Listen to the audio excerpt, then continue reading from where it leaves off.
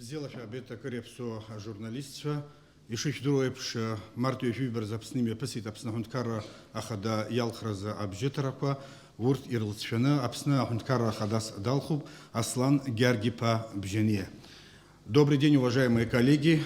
Как вам известно, 22 апреля в Абхазии прошли выборы президента. Центральная избирательная комиссия подвела итоги. По их результатам президентом Республики Абхазия избран Бжаня Аслан Георгиевич, вице-президентом Гунба Бадра Зурабович. Сегодня Аслан Георгиевич и Бадра Зурабович дают пресс-конференцию. Аслан Георгиевич, вам слово. Добрый день, уважаемые коллеги. Я готов к работе.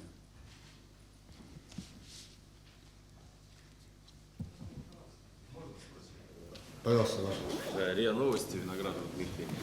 Дата инаугурации известна уже ваша?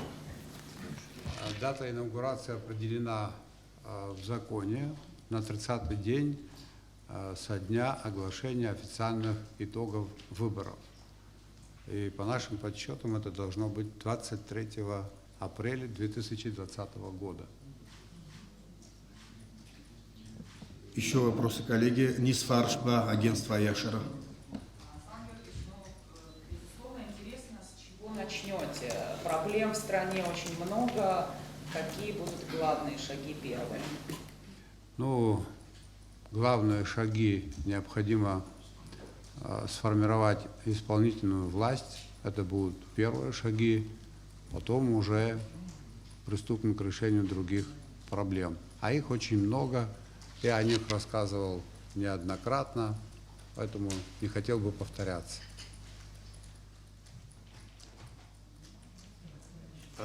Анжела Кучебеева. Вы уже говорили во время дебатов, кто возглавит правительство. Можете еще раз озвучить это? И есть ли какие-то уже у вас, кто возглавит там какие-то министерства, наверняка уже какие-то есть, можете поделиться? Главой правительства будет назначен Анкваб Александр Золотинскович. Безусловно, по остальным кандидатурам тоже есть определенные решения, но я не хотел бы их сегодня озвучивать. Они будут озвучены тогда, когда придет время. Пока так. Да, пожалуйста. Но ряд СМИ уже дают вашу цитату о том, что вы предложили вместо вице-премьера, курирующего экономику, от Гура Амирановича Ардзена. Насколько это правда? Хотел бы вас спросить, откуда эта цитата взялась? Я в таком ключе не высказывался. Я намерен провести ряд встреч с Адгуром Иранчем Ардзенба.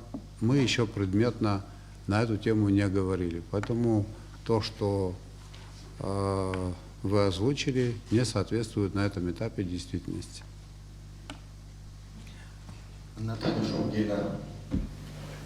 Аслан Георгиевич, я хочу спросить вот по поводу коронавируса. Я понимаю, что у нас в республике все очень несерьезно относятся к этому заболеванию. Более того, сейчас огромное количество людей заезжает в республику.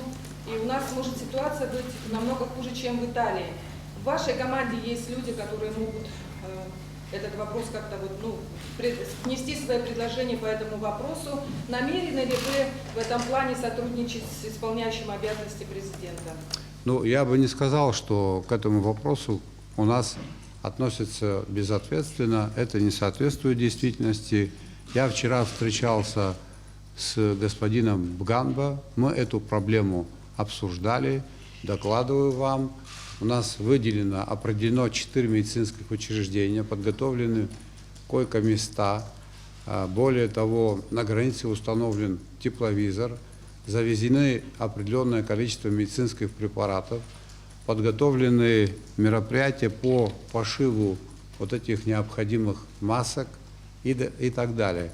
На этом этапе очень многое сделано, поэтому я не думаю, что ситуация выйдет из-под контроля. Имеющимися средствами ситуация контролируется. Посмотрим, к чему все это приведет. ни у кого не должно сложиться такое впечатление, что для абхазских властей это полная неожиданность, никто ничего не знает, и никто ничего ни к чему не готов. Это не так. Определенные действенные меры даже на этом этапе уже предпринимаются. Я хотел бы, просто пользуясь случаем, сказать, что, конечно же, меры надо соблюдать. Дошкольные учреждения, по-моему, если мне память не изменяет, уже не работают. Вот желательно, чтобы не было большого скопления людей, но общеизвестные вещи. Эти рекомендации надо бы, чтобы соблюдали все граждане страны. Давай Барганджи. Аслан Георгиевич, скажите, пожалуйста, как вы планируете выстраивать отношения с оппозицией в случае ее образования в стране? Ну, с оппозицией отношения будем выстраивать открытые. Оппозиция нужна. Вы знаете, что я на протяжении 5 лет был одним из лидеров оппозиции. Многие процессы, которые там вызревают, они мне понятны. И, конечно же, вопросы, которые поднимались оппозиционерами, многие из этих вопросов не нашли разрешения. Часть вопросов может быть решена. Поэтому я намерен уделять работе с оппозицией пристальное внимание. Мы будем открыты. Мы постараемся не политизировать излишние определенные процессы. Там, где будет подход государственный, профессиональный, эти предложения будут приниматься. Более того, мы не намерены как-то ограничивать людей, как-то ограничивать их права в отношении тех, кто будет занимать конструктивную оппозиционную позицию. Она бывает такая конструктивная, поэтому время покажет. Я готов к взаимодействию с учетом моего опыта пребывания в оппозиции, с учетом опыта других поколений наших политиков тоже. Это очень важно, поэтому работа будет выстраиваться самым серьезным образом. Пожалуйста, Елена Заводская. Два вопроса, если можно. Первый вопрос, как вы себя чувствуете? И второй вопрос, что вот этот месяц до 23 апреля, до дня инаугурации, что вы будете делать, что у вас план? Я себя чувствую удовлетворительно, чувствую себя хорошо. До официального вступления в должность я буду проводить консультации с разными политическими силами, группами. То есть идет рабочий обычный процесс, характерный для такого периода. Ничего особенного не происходит, поэтому в таком режиме будем идти к этой дате, к дню официального вступления в должность. Абсназы всышла яхсейта шкартахан рабтазаты шечофа имя го инаугурация на непосладящих. И пхани смехе урысфила денца. Все бисфот ишпасамхо. Анак зерамчпа, русу рейчкара, зиграфха исвалук, избамзор инткара хадак салху. Убри амшкориштех, убри зара, хацбот, убри абхепли зара, избату хвалны. Сабхи ишто зара, убри амти усра хавалгу. Егерта проблема хуйхама рыцбак сухахетры цузена, шазнык сала нисфарстахцам, чидолак и алкан, фиалат савирстахазар проблема сазхёпа такаацер. Марьяна Пацияна. В обществе очень много было дискуссий, насколько Конституция 1994 года, принятая весьма специфичное время, отвечает нынешним реалиям, насколько нужна сверхцентрализованная власть одного человека, президента, потому что все предыдущие президенты, в том числе ваши предшественники, они очень много говорили, что идя к власти будут реформы, что будут намерены сбалансировать властные структуры, но этого до сих пор не произошло. Я хотела еще прокомментировать, насколько нынешняя конституция нуждается в корректировке. Марьяна, ну я ваш вопрос понял, с некоторыми тезисами не согласен. Не все президенты говорили очень много. У меня уже другой статус, я все президенты говорили по-разному. Кто-то говорил очень много, кто-то обещал очень много. Поэтому вот, хотел бы ваше внимание на это обратить. Это первое. Второе, вы употребили такой термин «сверхконцентрация власти в одних руках». Ну, конечно, если такое имеет место быть, ни к чему хорошему это привести не может. Мы вникнем в состояние дел в стране, и я внимательно прислушиваюсь к мнению тех, кто говорит, что необходимо определенное перераспределение полномочий между президентом и парламентом. Склонен считать, что такое перераспределение необходимо. В какое время это сделать, в каком объеме, покажет время. Я извиняюсь за тавтологию, слова повторяю, может быть, но к этим вопросам необходимо отнестись очень ответственно. Если мы предпринимаем какие-то решения, они должны нам помочь для того, чтобы одной проблемой хотя бы стало меньше, а не наоборот. Эти решения не должны порождать новые проблемы.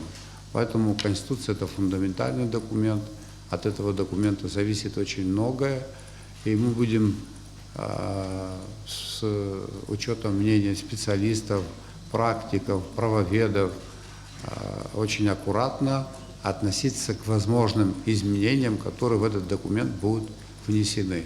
Так бы я на ваш вопрос ответил. Еще вопросы, коллеги? Совет Франции. А насколько изменится правительственный состав и администрация президента? Будут ли какие-то существенные изменения и будет ли отличаться от сегодняшнего состава? Вы имеете в виду персональный состав? Ну, Или структуру? Что вы имеете в персональный виду? состав. Ну, персональный состав, конечно же, изменится. Это как бы в этом есть определенная закономерность. В каком объеме все это произойдет, покажет время. Не будем спешить. Я не хотел бы на эту тему углубляться. Уважаемая Сарья, это я вам отвечаю на ваш вопрос. Анна Дмитриевна.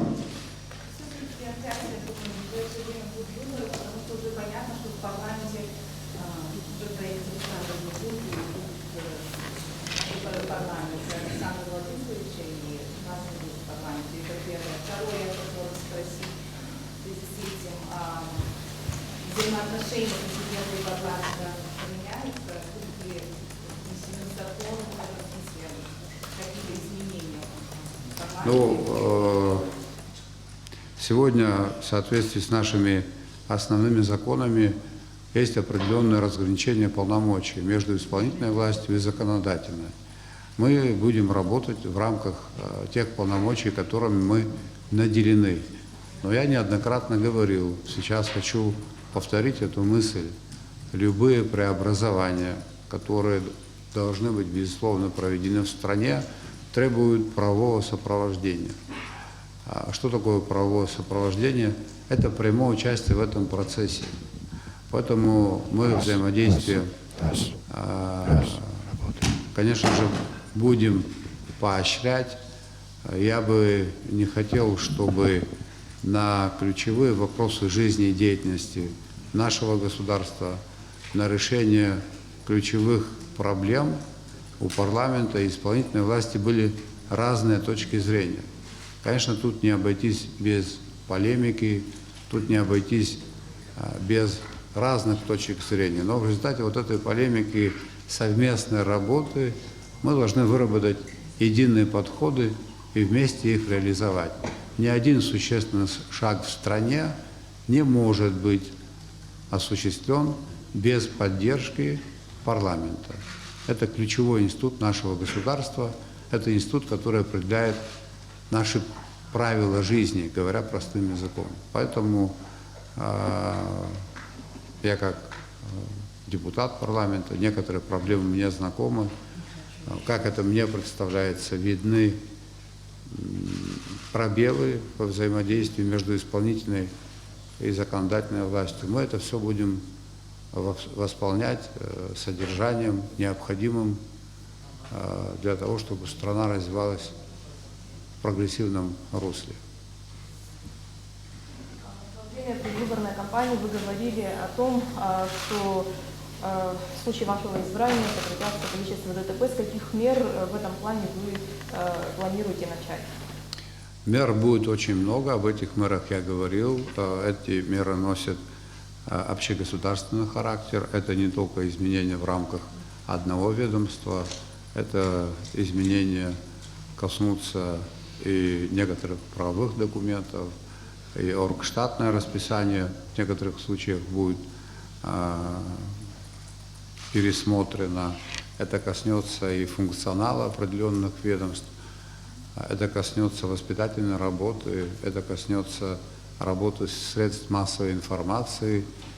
Все необходимые государственные и общественные институты должны быть задействованы, необходимы для решения этой проблемы, содействованы для того, чтобы локализовать последствия от этого большого бедствия. Ну, на примере некоторых государств это удалось сделать. Мы будем некоторые подходы заимствовать, ну, преломлять все это к нашей действительности. Поэтому я уверен в том, что эту задачу мы решим. Ну, детально чуть позже специалисты нам подготовят рекомендации и приступим к решению этой проблемы. У меня два вопроса. Первый, как вы планируете строить отношения с Россией? И второй, я хотела бы, чтобы вы дали оценку прошедшей предвыборной кампании. Как она прошла, на ваш взгляд, и насколько это нам присуще вообще за последние годы? Я, что касается взаимоотношений с Российской Федерацией, намерен действовать в рамках тех договоров, которые существуют между нашими государствами. Часть положений этих договоров реализованы, часть не реализована. И обязательства, которые были взяты абхазской стороной, безусловно, должны быть доведены до конца. Более того, жизнь значительно богаче, и она не всегда вмещается в рамки договоров или соглашений. Мы будем делать все для того, чтобы наш обмен с Российской Федерацией стал более интенсивным. Мы будем сближать свои позиции по многим вопросам. Между нами, по большому счету, нет ни одной неразрешимой задачи. Есть определенные вопросы, которые не доведены до конца. Они будут, безусловно, доведены до конца. У нас должны этому направлению работы глава государства, правительства будет уделять особое внимание, потому что взаимодействие с Российской Федерацией, качество, уровень наших взаимоотношений непосредственно отражается на качестве жизни наших граждан. Вы знаете о том, что какое количество пенсионеров получают российскую пенсию. Вы знаете о том, что наш бюджет в значительной мере финансируется из Российской Федерации. Вы знаете о том, что в Абхазии на протяжении многих лет реализовывается инвестиционная программа, и все это все это есть результат взаимоотношения с Российской Федерацией. Конечно, достигнутые точки мы постараемся развить. У нас есть куда развиваться, поэтому это будет особенное направление работы, приоритетное направление работы. Вот в таком ключе мы намерены действовать с Российской Федерацией. Теперь вы задали вопрос, как я оцениваю итоги прошедших выборов. Ну, я, во-первых, пользуясь случаем, хотел поблагодарить всех наших граждан, которые приняли участие в выборах, всех без исключения. Я хотел бы поблагодарить кандидатов в президенты, господина Ардзенба, господина Дзякшпа, потому что вот этот результат, я имею в виду восприятие итогов выбора, то, что прошло в рамках закона. Сама кампания тоже прошла, на мой взгляд, корректно, я бы так это сказал. Это все не может не вызывать уважения и надежду. Если мы сохраним вот таких вопросов, этот уровень подходов, такой уровень культуры общения, то это только даст пользу. У нас есть возможность с чем сравнить, что было там в прошлые годы, и на этом фоне, конечно, достигнут результат. Этот результат стал возможен благодаря мудрой позиции наших граждан, всех без исключения, сторонников всех кандидатов и вот такой правильной позиции самих кандидатов в президенты. Поэтому я эту кампанию оцениваю удовлетворительно, и я считаю, что мы сделали хороший задел вот в плане поднятия планки политической культуры. Так это мне представляется. Марьяна Куциния, Снежа. В последнее время так получилось, что власть, чиновники, можно стало ругательным словом. Вот как сделать так, чтобы интересы политических элит попадали в интересы общества? Политические элиты являются частью общества. Политические элиты, по сути своей, должны определять интересы общества. Но в политические элиты иногда вкрапляются элементы отдельной политики, которые совершенно по-другому думают. И их частные интересы являются той силой, которая им движет. Ну, тут в одночасье проблему не решить. Я очень рассчитываю на то, что принцип равенства всех перед законом, я рассчитываю на то, что нам удастся этот принцип реализовать в серьезной мере. Он сумеет, с помощью этого принципа мы сумеем из политического сообщества выделить политических экстремистов, безответственных политиков, демагогов и так далее. Ну, тут нужна и поддержка СМИ, поэтому предстоит большая серьезная работа. Конечно же, сама действующая власть при этом должна быть открытой, наши цели и задачи должны быть понятны, средства достижения этих целей и задач должны быть чисты и должны соответствовать существующим нормам права и этики. Мы намерены действовать таким образом. Я неоднократно в ходе кампании слышал о том, что вот разделение такое искусственное пытались обозначить вот молодое поколение политиков, старое поколение политиков. Я сказал бы так: нам необходим сплав мудрости и молодости. Мы не говорим о лицах новые, молодые, старые. Мы говорим о правильных подходах. Альтернативы правильным подходам не будет. Молодой, взрослый, опытный, все будут работать в соответствии с нашими законами и во имя обеспечения интересов наших граждан. Вот примерно так планируется построить работу. Скажите, пожалуйста, есть ли у вас, у вашей команды какая-то программа хотя бы на 100 ближайших дней? Или ведется ли работа над такой У нас программой? нет программы, которая рассчитана на 100 дней. Я просто таких программ общегосударственного масштаба не знаю вообще. По-моему, в России была программа при Гайдаре и Явлинском, но даже она называлась 500 дней, нет? Или она как-то... Да. Поэтому в нашем арсенале программы, которая называется 100 дней, нет. Может быть, это и плохо, но честно вам в этом признаюсь. Которые, скажем, на 100 дней что-то намечают и последовательно выполняют. Вы знаете, в течение какого-то времени, может это 100 дней, может быть это чуть больше, можно будет дать оценку тому иному руководителю.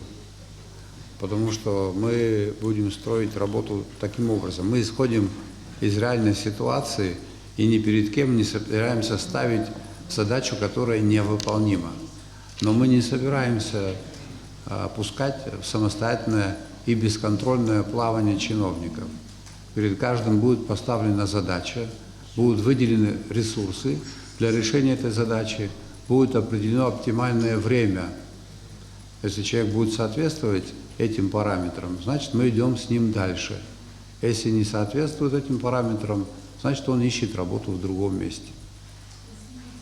Пожалуйста, есть у вас понимание об этих параметрах и есть ли у вас представление о том, что за 100 дней, за полгода вы должны сделать вот первую? Вы знаете, речь идет совершенно о разных задачах, о разных отраслях. В каждом случае это разные и временные сроки, и результаты. Поэтому я бы не хотел обобщать. Чуть позже, вы знаете, у нас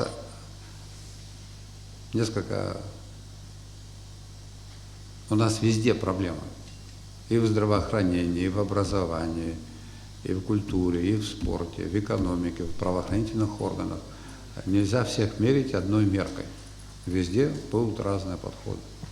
Но они будут примерно вот так вот, как я озвучил. Марина Гарбар, затем Сергей. Граждане, которые смотрят эту конференцию в прямом эфире, они уже интересуются, вы ведете изменения закона об НДС. Значит, что касается закона об НДС, который был принят осенью 2015 года, я высказывал критические суждения в адрес этого закона. В чем суть этих моих критических замечаний? Во-первых, я не согласен с тем, что под ввозной НДС подпали товары, которыми пользуются наши аграрии. Это и минеральные удобрения были, и гербициды, и многое-многое другое. Этого там быть не должно. И второе, на мой взгляд, что необходимо изучить и посмотреть, это взимание НДС на границе или здесь уже по факту, когда товар будет продан. А я понимаю тех, кто это решение принимал, с точки зрения администрирования этого закона на границе вроде бы как проще. Человека просто не пускают, если он не заплатит денег. Он с товаром в страну въехать не может. Но с другой стороны, если человек везет товар на 1 000 000 рублей, он больше 100 000 рублей должен заплатить. Неизвестно, удастся ему продать этот товар. Неизвестно, как сложится рынок к тому времени. Поэтому мы в зону риска, большую зону риска ввели наших бизнесменов с тем, чтобы государство чувствовало себя более спокойно. Правильно ли это? А потом надо посчитать, и я намерен такое поручение дать специалистам, ведомствам, косвенный эффект от этого всего. Это же никто не посчитал, потому как люди, возможно, боятся увидеть правду, которая сложилась. Вы все об этом будете знать. Мы будем принимать решения, которые будут озвучены в средствах массовой информации. Поэтому вот примерно такая картина в отношении ввозного НДС. Анна Гуня просила вести.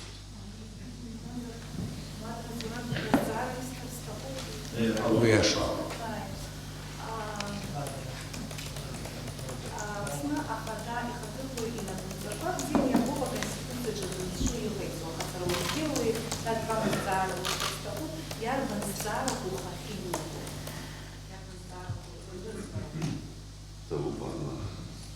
Зио бешшурдуревш конституция зегенов инигзо хара хада хатапу хара хада он пойницо убрецаро кахахяхко то Старается старовама учить.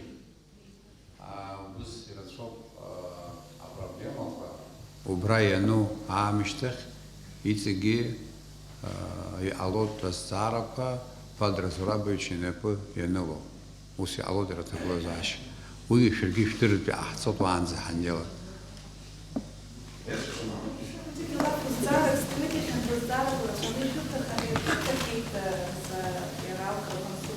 У вас рахавита, а мацура уину баша абсахуита. Что? А мацура уину баша абсахуита рахавит. Шхазша абсахуама. Вы амте на работу шапсаху шампсаху урысча так спарстаху Бреапта Зацара, Урысфил Этаугозар, есть устоявшееся мнение о том, что власть и деньги портят человека. Так это, да? Или, говоря простым языком, говорят, что человек не выдерживает температуру власти и денег, и он начинает разрушаться. И такое бывает. Но я считаю, что и власть, и деньги не портят человека, а показывают, какой он есть, степень его зрелости, готов ли он к этому относиться как к обычному явлению. Время все покажет. Они человека не портят, они его испытывают. Но тут поэтому очень важно иметь определенную жизненную школу и пройти через испытания разные. Прошу прощения за назойливость в этом вопросе, снова про правительство. Какие новые лица вот в ближайшее время мы увидим, и, быть может, вы ведете уже конкретно с кем-либо переговоры? Я на вопрос уже ответил. Вы увидите новые лица по мере того, как правительство будет формироваться. И вся страна их увидит. Не могу не спросить. В последние годы очень много слышим о раздутом государственном аппарате. Такие слова, как реструктуризация, реформирование, оптимизация уже такими нарицательными стали. И тем не менее, на государственный аппарат очень много финансов уходит из государственного бюджета. Планируете ли вы внести какие-то изменения, может сократить, может что-то реструктуризировать? Я говорил на эту тему. Я говорил следующее. Нам необходимо посмотреть, чем занимаются наши ведомства. Имеет ли место дублирование функций в разных ведомствах. Насколько эти ведомства в плане оргштатного расписания соответствуют тем целям и задачам, которые они должны решать. Если не углубляться в эту проблему, думаю, что в некоторых случаях нам придется, это в любом случае называется оптимизировать, возможно, какие-то ведомства будут сокращены, их количественный состав, а в некоторых случаях может произойти наоборот. Мы же сталкиваемся с каждым, с течением какого-то времени появляются новые вызовы и угрозы. Вы помните, что 20 лет тому назад или 25 лет тому назад не было такого министерства, как Министерство по чрезвычайным ситуациям. А потом возникла необходимость в создании этого министерства. Когда-то не было министерства по репатриации в советское время. Возникло, потому что это задача, которая должна быть решена, и ею должно заниматься государство. Мы на все на это посмотрим очень внимательно. У нас нет целей и задач просто кого-то оставить без работы. Мы хотим, чтобы государственные задачи решались эффективно и так, чтобы мы за это не переплачивали. Но я приводил массу примеров, когда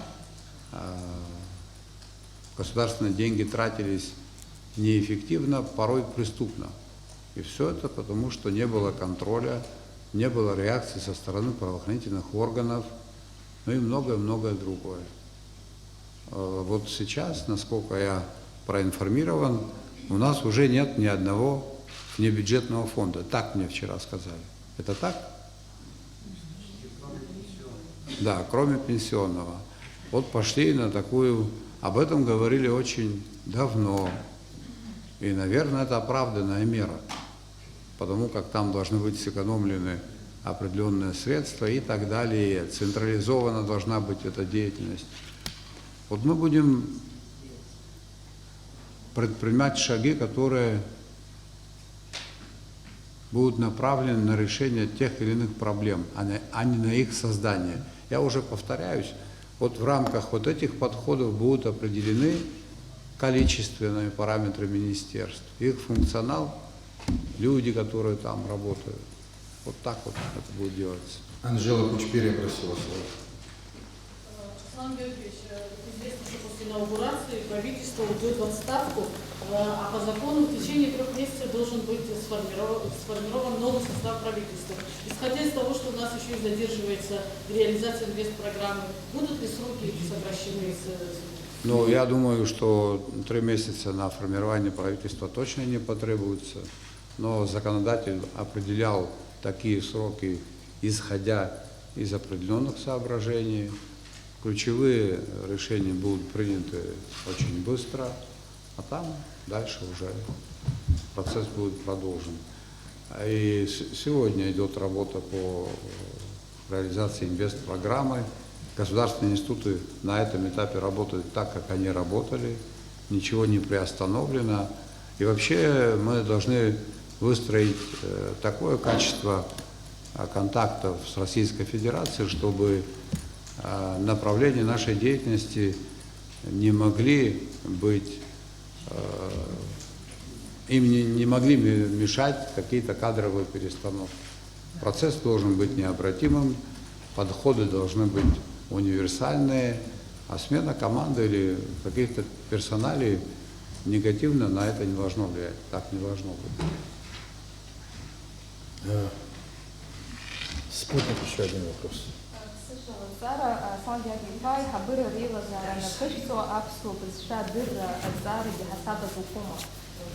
Пошпацай?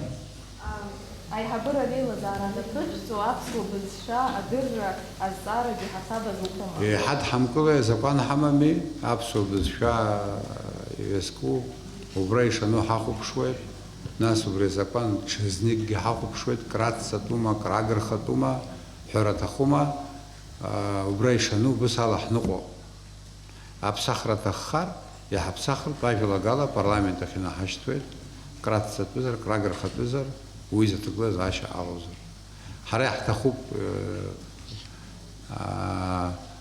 أي حبرة بسني أستور بزشار دروز روب أما تروكوير خجلزر بزشار دروز روب وياشو وصو بشوء عند كرر بزخنجر وسيقو أخبرك إذا أزنيش ياش زروب إزبانجر أبسني نخوت ميلاد رتفنا وبرتكي أبستاز عرر نبالكو أبريتسو процессква Арнапала Казароб, убыртки акушероб, убрет глазаща, из нейроб и шьяшо, обрезик цана, обрезик яхопшна, увыз хозку me пахкот хапха.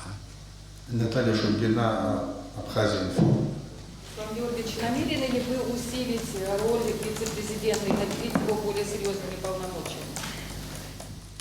Ну, то, о чем вы сейчас спрашиваете, это имеет отношение к изменению в Конституции. Я на этот вопрос в принципе ответил. К перераспределению полномочий. Будем действовать по обстановке. Я вот на абхазском языке мне вопрос задали, я ответил. В любом случае, Бадр Зурабович, вот есть сегодня определенная правовая картина, определенные полномочия. Вот как только мы приступим к работе, у него полномочий в любом случае будет больше, потому что проблем нерешенных очень много. А там посмотрим дальше. Еще вопросы, коллеги? Если нет вопросов, я хотел бы предоставить слово президенту Международной гильдии профессиональных фотографов. Он просил Сергей Львович Лидов. Пожалуйста. 25 лет работаю над образом страны, снимаю все, что происходит. Очень люблю Абхазию и очень рад, что народ выбрал вас. И надеюсь на ту команду, которую вы выберете, придаст гармонию и новый стимул для жизненного уровня абхазского народа. А сейчас такой еще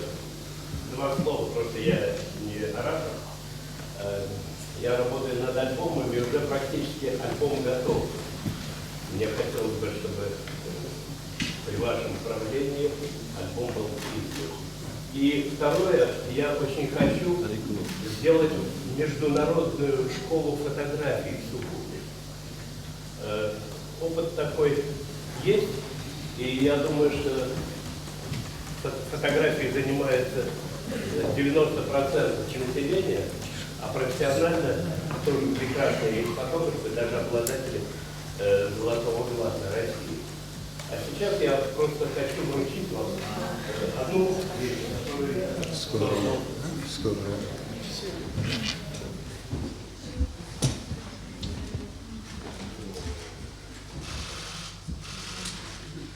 Спасибо.